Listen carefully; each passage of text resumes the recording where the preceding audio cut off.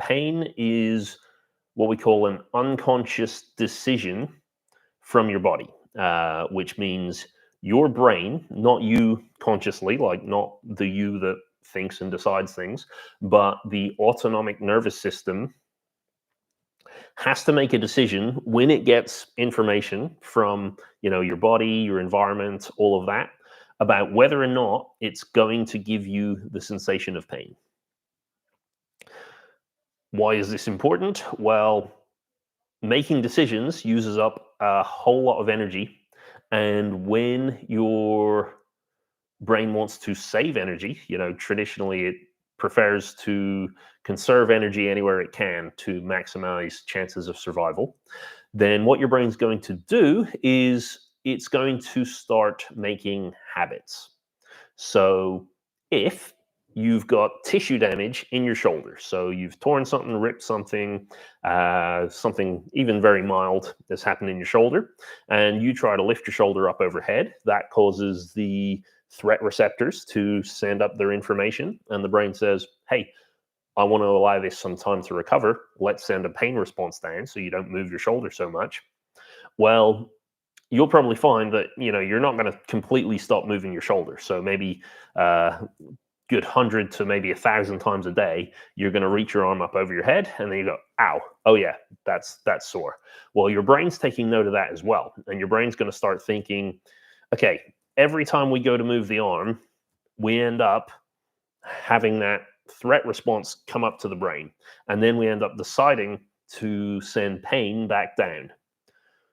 What would be really useful for me is every time I decide to move my arm, I'm just going to fire that pain response, or I'm just going to get that pain response ready so that the two things happen in tandem. So I don't have to make a decision anymore and go, oh, we're getting that threat response. Should we send the pain down? We say, nope. Every time we get that, every time we get the request to move in that way, we're just going to fire pain along with it. And over time, if that doesn't cause any major survival problems, then that just becomes a habit. And this is what mostly is going on when we're dealing with chronic pain complaints is, after that 3-month period of tissue damage, you're almost guaranteed that everything is now back to normal.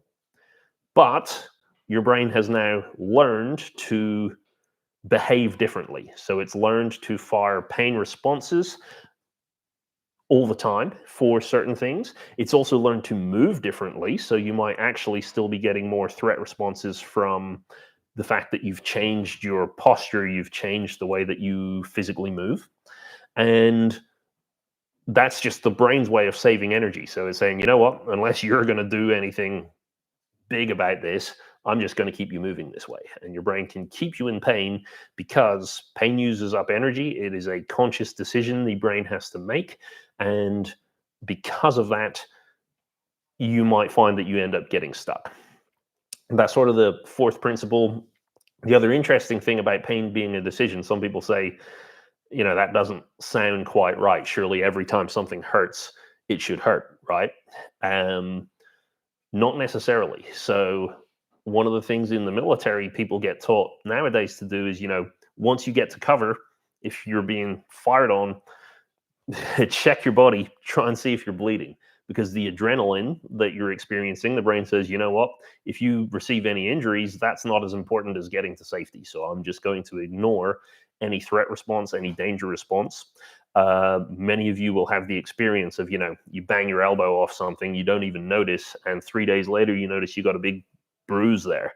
And it doesn't hurt until you start to poke it and start to play with it. Then it starts to hurt.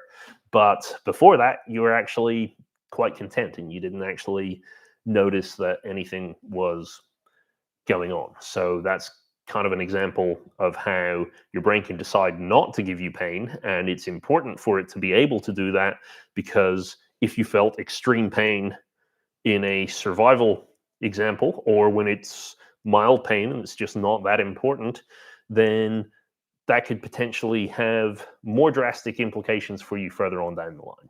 Similarly, the principle that pain is an alarm, you could have something that doesn't physically damage you, but that looks like it should, and have you experience the associated amount of pain from that. So there's interesting story in the kind of medical literature of a guy who steps right the way through a big long nail getting down off a ladder, and he's wearing big boots, so they didn't want to remove the boot in case they caused any more damage. So they get him in the ambulance, ask him about his pain levels on the pain scale, and he says, 10 out of 10, I'm in the most pain I could ever be in.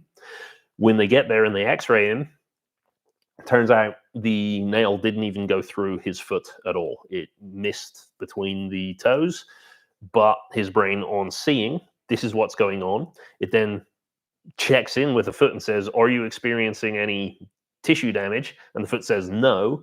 And the brain reassesses that and goes, well, that's not right. I better send an alarm down to get the body to pay more attention because something's seriously wrong here.